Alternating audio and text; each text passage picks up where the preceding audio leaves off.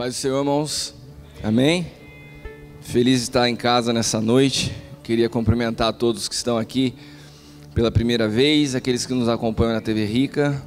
Meu nome é Cristiano, sou um dos ministros aqui dessa casa e tenho a responsabilidade e ao mesmo tempo o privilégio de compartilhar a palavra com vocês nessa noite. Queria te convidar a se colocar de pé. Se você me permite, eu gostaria de adorar mais um pouco. Amém? Eu quero nessa noite falar sobre as trevas e a luz. Quero falar sobre trevas e luz. Eu sei que nessa noite, nesse ambiente, existem pessoas que caminham na luz, mas existem pessoas que insistem a caminhar nas trevas. A palavra de Deus diz que Jesus é a luz do mundo, mas que as pessoas e o mundo amaram mais as trevas do que a luz. Para quê? Para que as suas obras não fossem manifestas. O problema de quem caminha nas trevas é sempre ocultar a realidade de quem é. Então nessa noite nós precisamos ter um entendimento claro, e eu quero dizer para vocês algo. Essa palavra não nasceu hoje. Quando eu cheguei do México um dia à tarde, eu falei: Senhor, a gente ficar uma semana fora de casa, a gente perde muita coisa. Nós estamos numa casa, num ministério. Se você tiver a dimensão do que é essa casa, meu irmão, não pela casa, mas existe algo nesse lugar. Cada ministro, cada pessoa que sobe, cada dia nesse lugar é preciso e profético. A Zelinda falou algo que é violento. Quando Deus nos inspirou ao apóstolo L com a virada do semestre, ele estava falando: eu tenho um marco para mudar estações na vida de vocês na virada do semestre. Isso está acontecendo agora na Venezuela. Nós temos inspirado outras nações. O apóstolo Over começou a fazer culto da virada, porque ele falou assim: eu creio que isso é algo da parte de Deus. Mas às vezes nós não conseguimos abrir os nossos olhos para o que está acontecendo diante de nós. Os próximos dias são imperdíveis. Os dias que a profeta Norma vai estar aqui, você precisa estar aqui, assim como cada dia nesse lugar. E quando eu voltei de lá, eu falei: Senhor, eu preciso que o Senhor me alinhe com o que aconteceu, porque 10 dias fora é muito tempo. A gente fica desatualizado do que o Senhor está fazendo em casa. E o Senhor me deu uma palavra. E o Senhor me falou: essa palavra, a palavra que eu vou ministrar hoje não é uma palavra para ministrar em nenhum outro lugar, é uma palavra para casa. Repita comigo: essa palavra é para mim, filho dessa casa. Agora, se você caiu de paraquedas aqui nessa noite, pela misericórdia de Deus, ela chega sobre a tua vida. Amém? Mas essa é uma palavra que Deus fala especificamente, não com a igreja dele na face da terra, mas com o ministério, o sonho de Deus. Deus falou comigo com uma clareza a respeito disso, alinhando o que Ele está fazendo através de nós para uma realidade do mundo atual. Hoje existe uma realidade, tem algo acontecendo no mundo que nós precisamos estar atentos. E Deus nos falou qual é o papel nosso como igreja para essa realidade atual. Essa palavra é para a gente, amém? Chacoalha quem está do teu lado e fala assim: essa palavra é para a gente hoje. Preste atenção. Não deixa que nada te roube. Amém? E eu queria que a gente pudesse estar, antes da palavra, já agradecer pela palavra, adorando a Ele, declarando a sua majestade, declarando o seu senhorio, declarando a sua grandeza, declarando que nós não somos nada.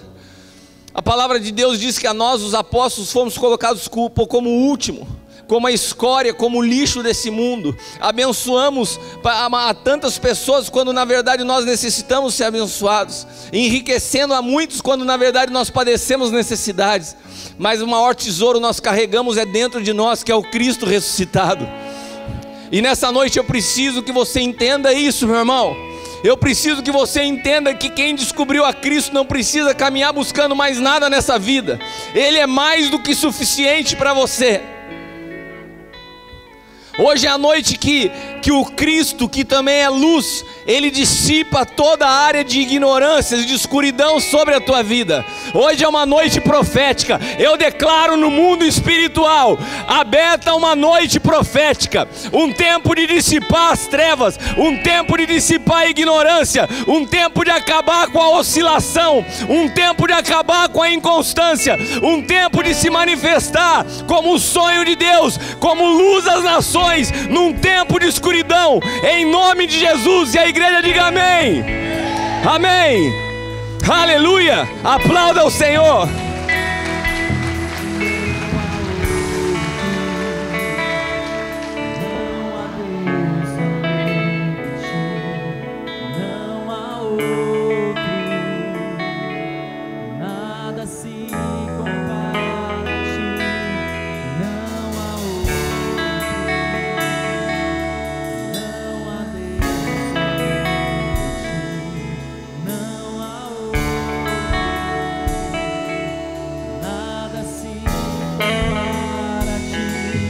Todo joelho se dobrará, toda língua confessará que só Tu és Senhor, só Tu és Senhor.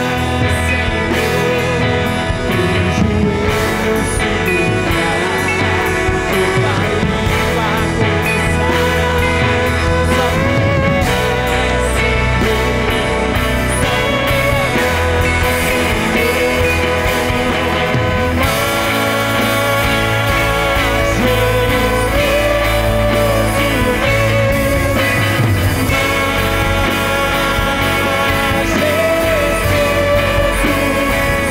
joelho se dobrará,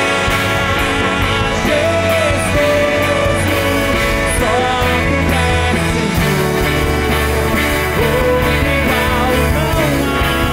só Tu és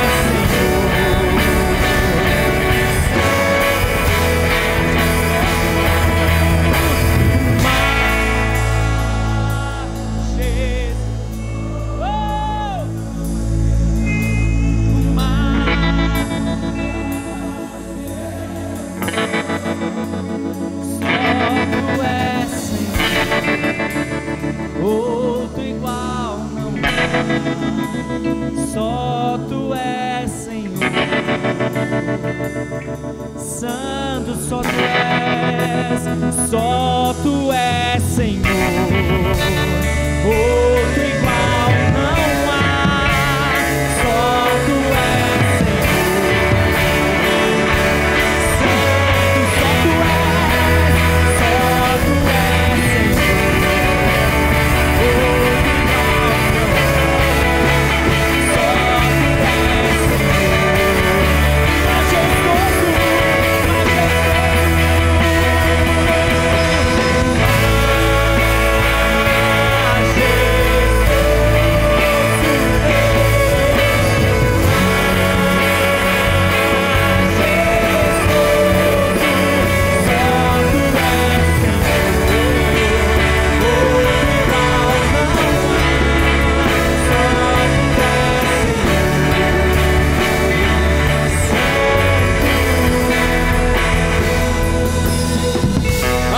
Aplauda o Senhor. Te adoramos, Senhor. Aleluia, aleluia. Ô Neto, me ajuda um pouco no retorno que eu tô sem voz, velho. Obrigado, melhorou. Aleluia. Abra sua Bíblia no livro do profeta Isaías, capítulo 60. Isaías 60.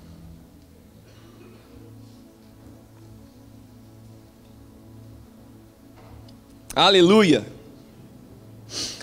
Glória a Deus. Glória a Deus. Sheik andarabasturi andalabaxeri andarabas. Te adoramos, Senhor. Te adoramos nessa noite profética. Te adoramos nessa noite onde o Senhor decidiu falar com essa casa. Te adoramos porque Tu és Senhor sobre todas as coisas. Te adoramos porque para o Senhor não tem virada de ano. O Senhor vira a história de um homem o dia que o Senhor quiser. Pai amado, e o Senhor determinou nessa virada de semestre mudar a história das nossas vidas. E nós cremos e recebemos e nos preparamos para isso. Em nome de Jesus. Aleluia. Nós declaramos uma atmosfera propícia para que o Senhor fale nessa noite. Se o Senhor usou uma mula, o Senhor pode me usar nessa noite, Pai. Eu me coloco disponível ao Senhor. Eu não quero atrapalhar o que o Senhor tem, Pai. Eu sei que é uma noite profética. Eu sei que pessoas que entraram neste lugar nessa noite estão mortas espiritualmente. Eu sei que Tu és o Deus que ressuscita os mortos, porque Tu és a ressurreição e a vida, e aquele que crê em Ti, ainda que esteja morto, viverá. Eu quero liberar vida em nome de Jesus. Para você que está aqui, para você que me assiste, eu declaro uma noite de vida sobre a tua vida. Aleluia. Diga amém. Aleluia. Isaías 60. Levanta-te, resplandece, porque vem a tua luz, e a glória do Senhor vai nascendo sobre ti. Porque eis que as trevas cobriram a terra, e a escuridão os povos, mas sobre ti o Senhor virá surgindo, e a sua glória se verá sobre ti. Amém? Esse texto o Senhor me deu essa semana, e na verdade, se você quiser estudar mais a respeito do que Deus tem para as nossas vidas, leia Isaías 60 inteirinho. Todo o texto de Isaías 60 é profético para nós como Ministério Sonho de Deus. Amém? Queria até pedir gentilmente aos profetas dessa casa que estudem Isaías 60. Deus me falou, esse é o texto para esse tempo, para o Ministério Sonho de Deus. A escuridão cobre os povos. Isso Isaías profetizou num período que se apontava a vinda de Cristo. Isaías foi um profeta messiânico. Suas profecias falavam do Messias, mesmo que 600 anos antes da sua vinda. E nesse texto, ele está falando de uma forma profética, que Jesus viria como luz do mundo, num período em que o mundo caminhava em trevas. Mas essa palavra de Isaías, ela é muito pontual para nós hoje, porque hoje o mundo continua em trevas. E quando nós falamos em trevas, nós falamos de uma palavra que no original, ela simboliza desconhecimento e ignorância. As trevas cobriram a terra. Então não se trata aqui do mal dominar a terra. Não se trata do pecado dominar a terra. Se trata do desconhecimento e da ignorância com relação à luz. E eu te pergunto, quem é a luz? Se Cristo é a luz, o desconhecimento de Cristo produz trevas. A escuridão e as trevas cobriram a terra. A ignorância a respeito do que é a vida. A vida não é um estilo, a vida não é um pensamento, a vida não é uma filosofia, a vida é uma pessoa. Assim como a luz é uma pessoa, assim como a verdade é uma pessoa, assim como o caminho é uma pessoa, assim como a porta é uma pessoa, assim como o pão é uma pessoa, assim como o cordeiro é uma pessoa. Tudo se trata de Cristo. E quem não tem a Cristo não tem vida. Repita comigo: quem tem o Filho de Deus tem a vida. Quem não tem o Filho não tem vida. Ou seja, quem caminha nas trevas da ignorância de Cristo não tem vida. Aquilo que Deus chama como vida. Pode ser que o que você viva você chama de vida, mas o que eu vou te dizer, sem Cristo Deus não considera isso como vida. Hoje eu vi uma postagem do Michael na internet que me chamou a atenção. Uma frase do ator Jim Carrey. Quantos viram? O Michael postou hoje essa frase do Jim Carrey e eu achei muito interessante. O Jim Carrey diz um negócio aqui, ó. Eu gostaria que todos pudessem ficar ricos, que todos ficassem famosos e tivessem tudo o que um dia sonharam.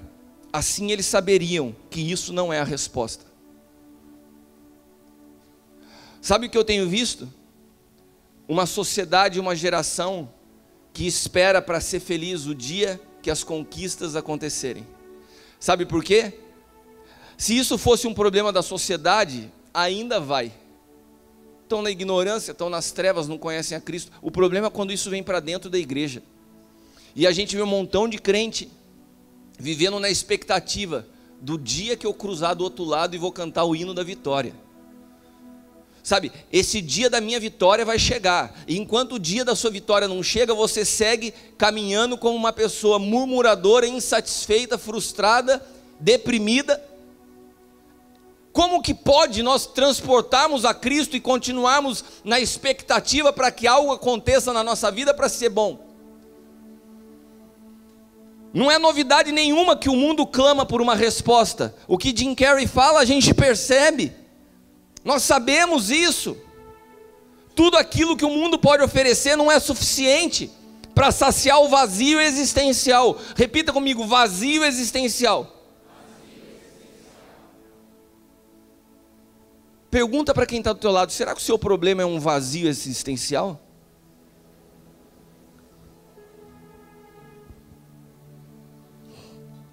O problema mais terrível é quando a gente vê milhares de denominações ao redor do mundo, e principalmente na nossa nação, mergulhadas na escuridão do desconhecimento. Agora eu não entendi, o que você está falando? Se o desconhecimento, se as trevas, se a escuridão é a falta de conhecimento de Cristo, como que você fala que milhares de denominações estão mergulhadas na escuridão? É exatamente o que eu estou falando. Elas conheceram um sistema, elas conheceram um formato, elas conheceram uma estrutura religiosa, mas elas não conheceram a Cristo. Eu tenho tido a oportunidade de cada dia estar num lugar ministrando. Paulo tem ido em muitos desses lugares comigo. Hoje nós estávamos ministrando uma conferência que se chama Cristo. Do que nós estamos falando? De Cristo, da luz. É impressionante o impacto que produz na vida das pessoas falar de Cristo. Agora eu te pergunto, o que nós estamos fazendo como igreja, se as nossas pregações, os nossos ensinos não tratam de Cristo? A gente está tratando do quê? A gente está tratando de tentar curar e saciar as necessidades da alma, as frustrações do vazio existencial das pessoas, alimentando com o quê? Meu irmão, eu quero te dizer uma coisa, se você tem problema de vazio existencial, se você precisa de algo para preencher a sua vida, nada pode substituir Cristo, nada pode tomar o lugar de Cristo, e quando você cria um substituto para Cristo, é pior o substituto do que o vazio. Eu vou repetir para você, pode ser que você nessa noite esteja frequentando aqui pela primeira vez, ou já faça parte dessa igreja, ou frequente igreja por muito tempo. Pode ser que você tenha nascido no famoso berço evangélico, mas você continua com um vazio existencial. Pior do que o teu vazio existencial é quando você substitui o teu vazio existencial por um substituto que não é Cristo. Mas agora eu não entendi, como que eu substituo o meu vazio existencial por algo que não é Cristo? Quando você começa a sentir que você pode ter vida e prazer em outras coisas. Quando você ignora o mesmo que os judeus ignoravam. Eu posso ter uma religião, eu posso ter uma vida no templo. Quando você ignora o que os gálatas ignoravam. Os gálatas começaram bem, e Paulo depois termina chamando eles de insensatos. Por quê? Porque eles tentaram mesclar com a fé as práticas. Eles tentaram trazer aquilo que eles achavam gostoso, que trazia para eles uma sensação de preenchimento de um vazio, que eram as práticas judaicas, os ritos. Então os gálatas, eles terminaram como insensato, porque eles se deixaram iludir pelas práticas ao invés do Filho. Preste atenção aqui, por favor. Nenhuma prática pode substituir a ausência do Filho de Deus na sua vida. Você pode ser uma pessoa extremamente ativa, você pode ser um pregador do Evangelho, você pode ser uma pessoa boa, no que diz respeito a boas práticas, mas a ausência de Cristo continua provocando em você um vazio total. quando nos habituamos a vir à igreja, transformamos os nossos domingos num compromisso social. Isso se transformou no ópio dos pecadores. É o engano da alma, é a cocaína do dependente, que transmite um alívio na nossa consciência pecaminosa. Passou a semana inteira em trevas, mas vai à igreja ao domingo. Eu preciso aliviar essa sensação de pecado que eu tenho, eu vou para a igreja, ouvir a palavra de Deus. Uma vez por semana tá bom. Eu faço tudo do meu jeito, eu não ouço o Senhor a nada, mas domingo eu estou na igreja, para ter uma massagenzinha na minha alma. Eu conduzo a minha vida profissional, a minha vida pessoal, a minha família do meu jeito, sem ouvir a Deus nunca. Eu caminho em trevas, em ignorância e desconhecimento de quem é Cristo e de qual a vontade dele para a minha vida, mas domingo eu estou na igreja. Isso se transforma num vício, porque o nosso conhecimento de Cristo se limita a saber que ele é o alfa e o ômega, o princípio e o fim. Como assim, apóstolo? Você sabe que um dia você entregou sua vida para Jesus, não sabe? Eu entreguei minha vida para Jesus, naquele dia começou algo novo. Ele é o início de algo novo. E eu sei que um dia eu vou morar no céu com ele. Aleluia, ele é o começo e o fim. E aí? E como que você vive? Ele é o começo e o fim, só isso? E você vive todos os dias de dor, tristeza, angústia, depressão? Faz da sua vida o que você quer. Se você tem essa experiência, você conhece ele como Salvador, mas não como Senhor, porque quando ele é o Senhor, ele comanda cada um dos seus passos, cada uma das suas palavras, cada uma das suas ações, cada uma das suas práticas. Nós não o conhecemos como caminho, só como destino. A cada cidade, a cada nação que eu tenho ido, tenho tido a oportunidade de experimentar, como Paulo, a sensação de dores de parto até que Cristo possa ser formado na vida de pessoas que estão honestamente enganadas. Eu vou repetir para vocês isso. Por cada lugar que eu passo, por cada igreja que eu entro, por cada nação, cidade que eu tenho ido, eu tenho aprendido a sentir, e como me dói, cara. Eu sei o que Paulo disse, o que são as dores de parto para ver Cristo sendo formado. Eu não quero competir com a principal palavra da conferência, eu não quero atrair atenção, a única coisa que eu quero é que Cristo seja formado na vida de cada pessoa. Esse é o resumo do Evangelho, e o que me assusta é a demanda, é a necessidade, é a escuridão que cobriu a terra, como disse Isaías. Eu não estou ministrando, não estou fazendo um trabalho evangelístico para o mundo, eu estou indo nas igrejas, e nas igrejas existe um profundo desconhecimento da pessoa de Cristo. Não é que o mundo anseia a manifestação dos filhos, as igrejas, as denominações, pessoas que estão honestamente, são pessoas boas, mas estão honestamente enganados. São honestas, mas estão honestamente enganadas. E tem uma frase do Juan Baristrelli que eu amo. Preste atenção nisso. Todos podemos estar honestamente enganados. Todos podemos estar honestamente errados. Mas ao sermos confrontados com a verdade, só nos restam duas opções: parar de estar errado ou parar de ser honesto. Você pode estar honestamente errado, mas quando você conhece a verdade, só te restam duas opções: ou você para de estar errado, ou você vai parar de ser honesto, porque daí você vai estar conscientemente errando.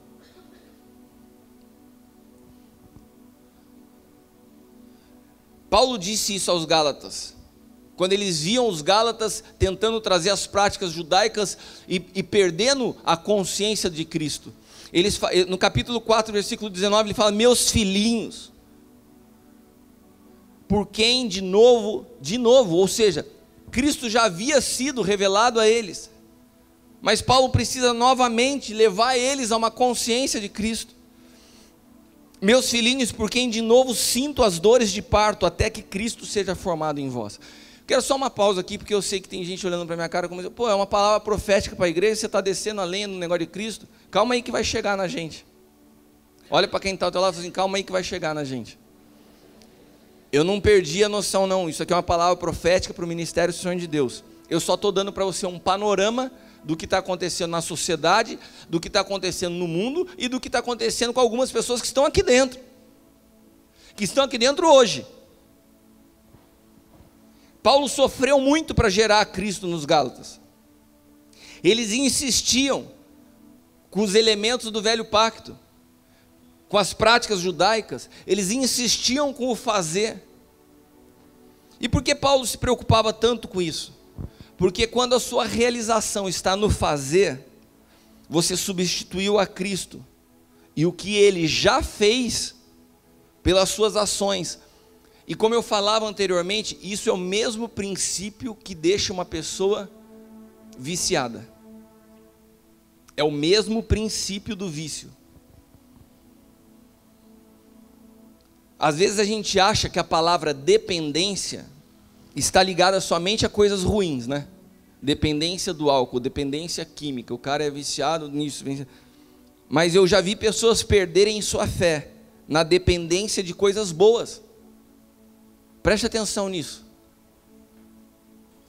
Toda dependência que começa a inconscientemente levar você a uma sensação de ter vida fora de Cristo, ela tem o mesmo princípio do vício.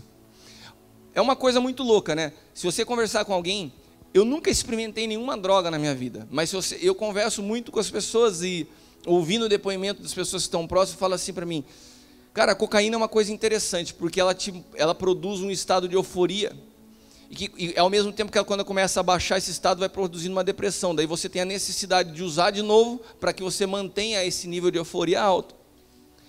Esse princípio que trabalha no seu cérebro, ele é tão enganoso, porque na realidade todos sabem, que seja cocaína, seja qualquer tipo de ácido, de droga, você sabe que aquilo vai produzir para você morte.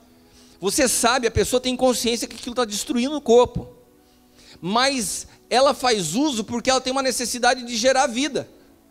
Olha que absurdo. A pessoa começa a ficar dependente de algo para poder se sentir bem, mas ela sabe que aquilo faz mal, mas a sensação de euforia substitui a presença da vida. E essa dependência, ela pode atuar no seu cérebro também com coisas boas, não como uma droga ilícita que você sabe que é ruim. Existem outras coisas que entram nesse papel, produzindo em nós a mesma sensação de realização pessoal e de possibilidade de se sentir bem e de ter vida fora de Cristo. Como isso? Eu vou te dar alguns exemplos. Um esporte. Ah, cara, você está falando o quê? Que o esporte não é de Deus? Não falei nada disso, a mente religiosa. Não falei nada que o esporte não é de Deus. Mas existem pessoas que começam a colocar nenhum esporte na prática, seja na academia, seja no que produzem, seja... Cara, eu já treinei de tudo que você imagina na minha vida, eu sei do que eu estou falando. Você vai depositando naquilo a tua realização, a tua satisfação. E ele produz elementos no teu organismo que é o mesmo efeito. Você começa a se sentir tendo vida, mas algo que é superficial. Eu praticava tanto esporte que quando eu tive um problema no joelho, não dava mais para jogar bola, eu falei, eu tenho que arrumar outra coisa para fazer. Foi quando eu descobri o triatlon, e daí eu me afundei naquilo. É ruim? Não.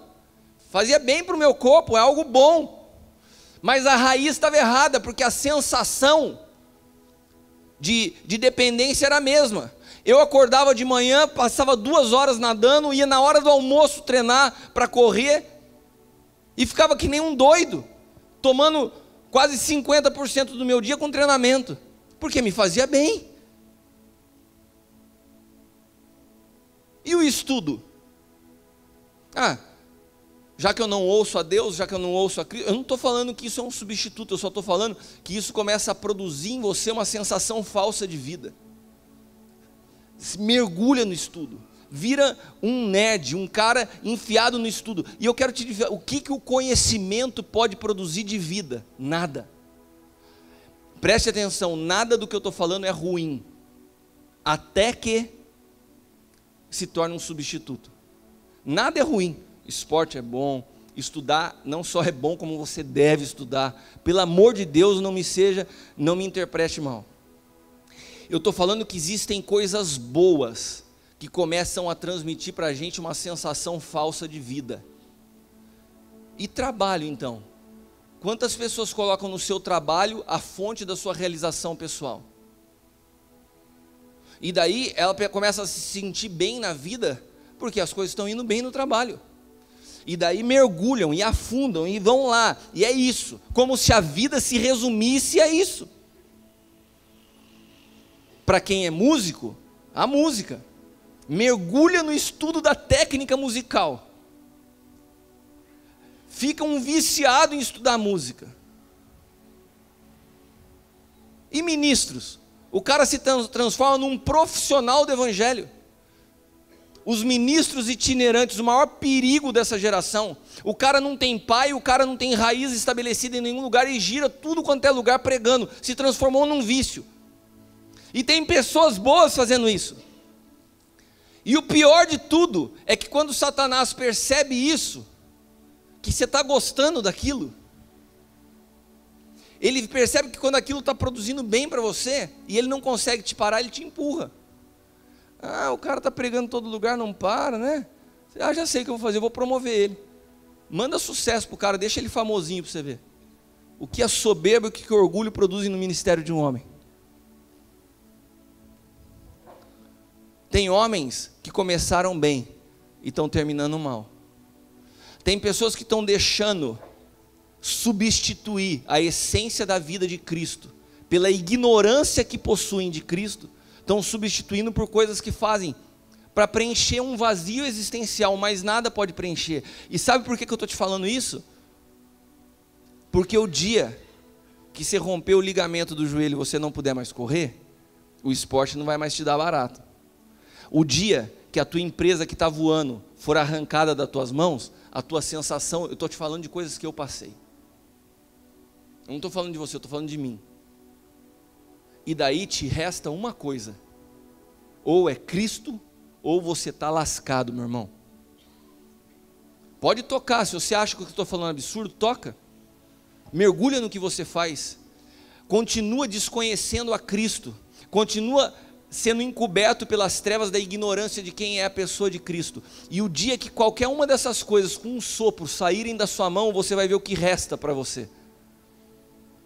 O único capaz de produzir vida é Ele. Nós precisamos urgentemente que a luz de Cristo dissipe a ignorância que nós achamos que podemos ter vida em qualquer outra coisa. E você sabe que existem as coisas boas que se tornam substitutos e também existem as coisas ruins. Inclusive essa necessidade de alcançar a vitória para sentir que as coisas estão bem. Não, meu irmão. Se Ele é o caminho, você aprende a desfrutar dele a cada dia, as coisas estando bem ou ruins. A cada dia você consegue desfrutar da presença de Cristo. Você consegue se sentir seguro na presença de Cristo. É por isso que muitas vezes Ele precisa abalar as coisas que são abaláveis, para somente o que é inabalável permanecer em nós. Essas coisas elas vão gradativamente substituindo a nossa dependência de Cristo, porque elas produzem uma sensação de satisfação momentânea. Quem não gosta de ser bem sucedido? Quem não gosta de praticar um esporte que sente prazer? Porém algo ocorre. Quando isso se acaba, acaba a vida. E o texto do profeta Isaías, voltando ao contexto do que nós estamos trabalhando nessa noite, ele foi uma realidade que profetizava sobre a vinda do Messias, e é uma realidade hoje, porque essa ignorância e essa escuridão seguem sobre a face da terra. E nesse momento que eu quero falar para vocês, que o Senhor me falou algo específico para essa casa. Isaías 60, versículos do 3 ao 5.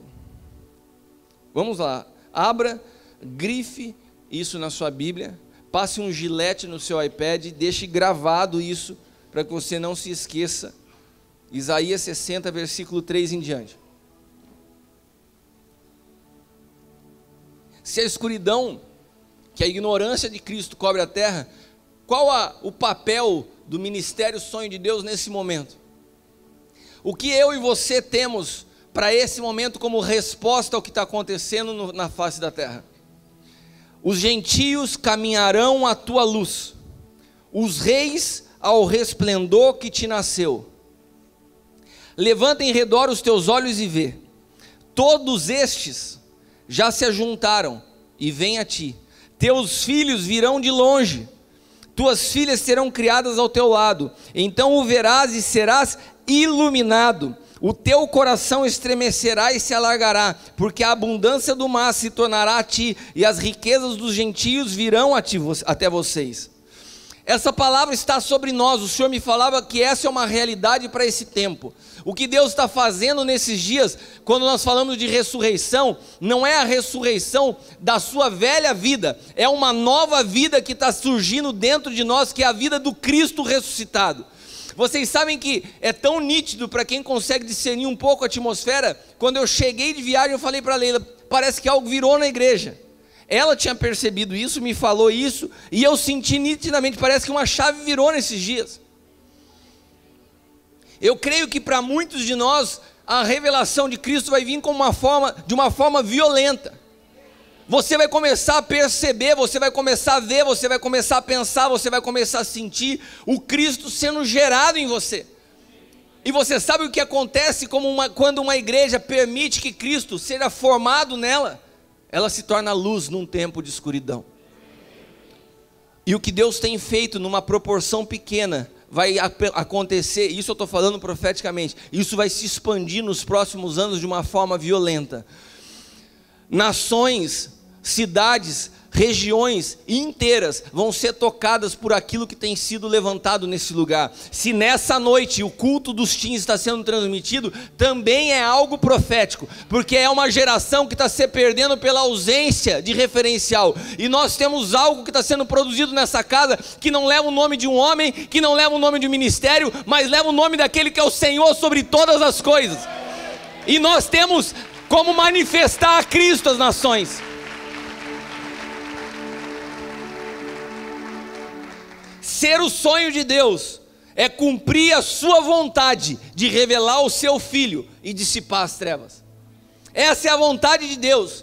E ser o sonho de Deus é manifestar aquilo que é a sua vontade, que é o seu Filho, acima de todas as coisas. A única maneira de dissipar as trevas não é com o potencial de conhecimento intelectual que cada um de nós pode portar, mas é com a estatura de Cristo que está sendo formada em cada um de nós. E quando nós nos permitimos como igreja passar por um processo de ressurreição, o que vai sobrar da cruz, o que passa pela morte e vive, é ressurreição. O que é ressurreição? Quem falou assim, eu sou ressurreição? A ressurreição não é uma situação que acontece. Ressurreição não é uma oração que você faz. A ressurreição, assim como o cordeiro, assim como o pão, assim como a porta, assim como a luz do mundo, a ressurreição é uma pessoa. Se nós estamos experimentando ressurreição, nós estamos experimentando do Filho de Deus. Então o que vai ser visto em nós a partir desses dias é a resposta não para um ministério local, não é a resposta para uma cidade, é a resposta para a escuridão que cobriu o mundo. E eu sei e tenho consciência que tem algo nessa casa que pode transformar essa escuridão que cobriu não só o mundo, como os ministérios em tantas regiões que eu tenho visto. Nós portamos isso, nós nos permitimos ser governados por Ele, nós abrimos mão das nossas vidas, nós fomos chacoalhados pelo Senhor e nós não nos movemos. Eu posso olhar para cada uma das pessoas que estão aqui, olhar para a vida da Adri, que está com a gente durante todo esse tempo, sendo chacoalhada por Deus firme, olhar para a vida da Zê, olhar para a vida da Camila, olhar para a vida do Alan, da Fê, olhar para cada pessoa que tem chegado, confrontado, chacoalhado, mas eu quero experimentar a morte para poder manifestar a ressurreição. E quando eu vejo o que Deus está formando nos ministros dessa casa, e como consequência na vida de cada um de nós, eu sei que nós temos a resposta para essa escuridão que cobriu a terra. Qualquer um dos ministros dessa casa que rodar as nações, nos lugares por onde eu tenho passado, eu posso te dizer que você tem uma resposta para o que essas pessoas estão vivendo. Nós temos encontrado pessoas honestamente enganadas, como eu disse anteriormente. E a única coisa que a gente precisa fazer é gemer diante de Deus e falar: Senhor, me permita ter a graça de gerar Cristo na vida deles.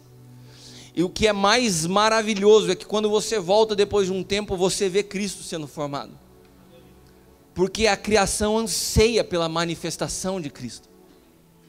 Isso não está sobre a minha vida, isso está sobre essa casa, isso diz respeito a você. Eu estou te falando que você é mais do que uma pessoa que está enfiada num momento de problemas pessoais. Você carrega dentro de você uma resposta capaz de tocar o mundo. Mas eu sei que é difícil para nós compreendermos isso quando tudo à nossa volta não está bem. O que eu estou querendo abrir os teus olhos é que isso é apenas uma fumaça para atrapalhar a tua visão. O diabo tenta nos prender numa visão, como se nós estivéssemos no carro, numa neblina. Você só vê um palmo à sua frente, e daí você vê os problemas, você vê as coisas que você ainda não conquistou, você vê os problemas que ainda não foram resolvidos, mas você não consegue perceber que no meio de tudo isso, Cristo está sendo formado em você, e que aquilo que você carrega hoje é uma resposta para o mundo todo.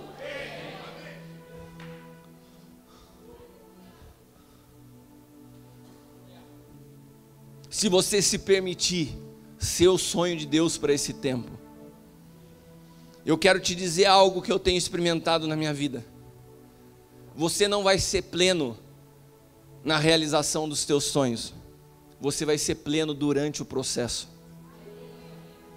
Me parece que a semana passada o Djalma pregou aqui sobre processo. Eu tenho sido processado por Deus ao longo dos meus últimos 4 anos, de uma forma bem intensa. Não que antes eu não tenha sido, esses 4 anos foram mais intensos, mas eu aprendi a ser pleno em meio ao processo. Eu não tenho mais a ansiedade por ver o fim do processo, porque eu experimento de Cristo durante o processo, e isso muda tudo. Porque eu poderia me ter transformado numa pessoa amargurada, uma pessoa que se sentisse acuada em falar de Deus. Como que você fala de Deus com isso acontecendo na sua vida? Porque eu não falo de um Deus que eu espero para resolver, eu falo de um Deus que eu carrego aqui dentro. Se Ele resolver, Ele é Deus. Se Ele não resolver, Ele continua sendo Deus. A plenitude da minha vida não está na solução dos problemas, está nele. Agora, quando você desconhece a Cristo, quando a tua mente é coberta pelas trevas e pela ignorância de quem é Ele, você precisa de respostas para o vazio da tua existência. E você começa a depositar isso nas coisas mais absurdas que eu já vi.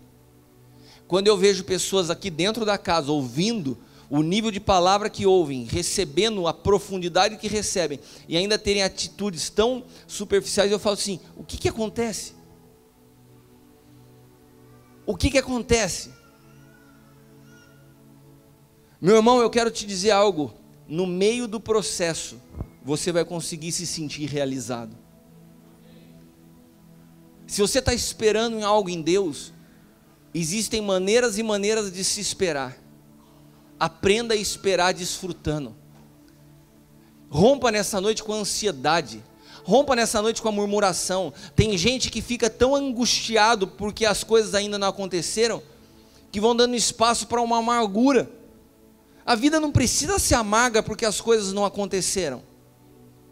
Você pode desfrutar de Cristo, e Ele é a plenitude de vida. E eu volto para você na frase do Jim Carrey. Ele citou aqui sucesso, conquista. Eu falo assim: a resposta dos teus problemas, a resposta das tuas orações, que é o que você acha que acontecendo vai te fazer feliz, isso é uma mentira na tua mente. A tua alegria não está nessas respostas. A tua alegria está quando você descobre a plenitude da luz que é Cristo. Porque nele se encontra toda a vida. Não existe. Olha, deixa eu te dar uma dica. Eu quero falar uma coisa para vocês hoje. Vocês que são solteiros e solteiras, a plenitude da vida não está num casamento. E eu estou falando na perspectiva de um homem muito bem casado. A plenitude da vida não está no casamento. A plenitude da vida não está no sucesso profissional. A plenitude da vida não está na projeção de um ministério. A plenitude da vida está na pessoa de Jesus Cristo. Ele carrega, Ele porta, Ele é o detentor de toda a vida. Se você descobriu a Ele, você não precisa de mais nada. Pare de chorar. Chega. Olha para quem está ao teu lado e fala assim: para de chorar. Não derrame mais nenhuma lágrima pelas respostas que ainda não vieram. Comece a agradecer. Comece a ser grato, porque você tem hoje o que grande parte da população do mundo não tem, que é um Cristo vivo ressuscitado dentro de você.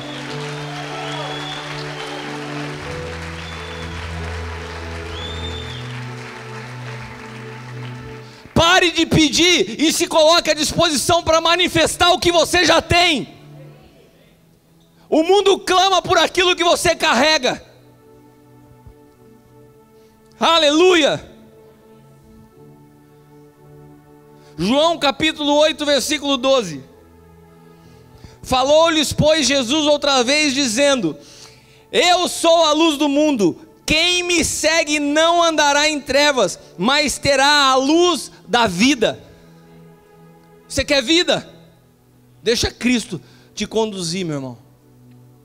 João capítulo 5, versículo 12, e nós vamos encerrar nessa noite. 1 João capítulo 5, versículo 12.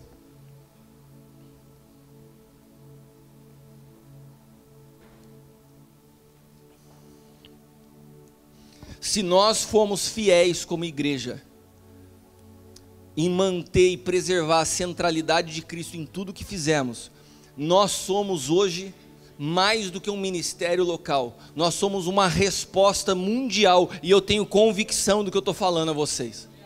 Dessa casa sairão homens e mulheres que tocarão as nações para manifestar o Cristo, que foi gerado num processo de morte, sepultamento e ressurreição na minha vida, na tua vida e na vida de cada um dos que estão aqui. Mas para isso você precisa aprender a desfrutar dele. Enquanto você não tirar os teus olhos do problema e começar a entender o que você já tem, você não está apto a viver isso. Você não está apto, porque você não consegue valorizar o que você já carrega. 1 João 5,12: quem tem o Filho tem a vida. Eu quero te perguntar uma coisa: quantos nessa noite têm convicção que tem ao Filho dentro de você? Se você tem o Filho, você tem vida, você não precisa de mais nada. Quem não tem o Filho de Deus não tem a vida.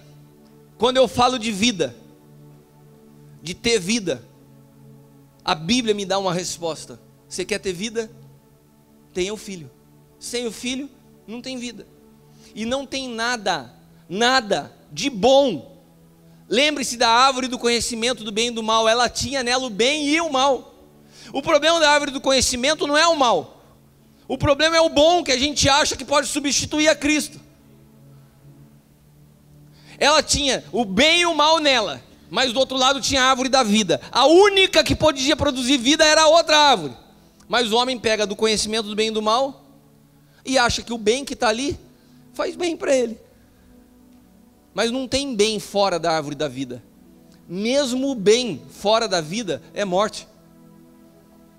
Todas essas coisas que eu falei, elas não soam bem. Eu vi a cara que vocês me olharam quando eu comecei a falar de esporte, quando eu comecei a falar de trabalho, quando eu comecei a falar de estudo. Eu não coloquei nem outros pontos ainda, porque vocês não ficarem chocados. Tem gente que coloca a satisfação da vida no casamento. Daí é só o homem ou a mulher, um dos cônjuges, pisar na bola, acabou a vida. Não acabou a vida. A vida não está no casamento, a vida está no Cristo ressuscitado. E porque eu sou cheio de Cristo, e a minha esposa é cheia de Cristo, nós nos encontramos em Cristo. É isso que faz uma diferença. Você não precisa de nada, além da pessoa do Senhor Jesus Cristo como tudo na sua vida. Vamos colocar de pé, eu quero orar por você.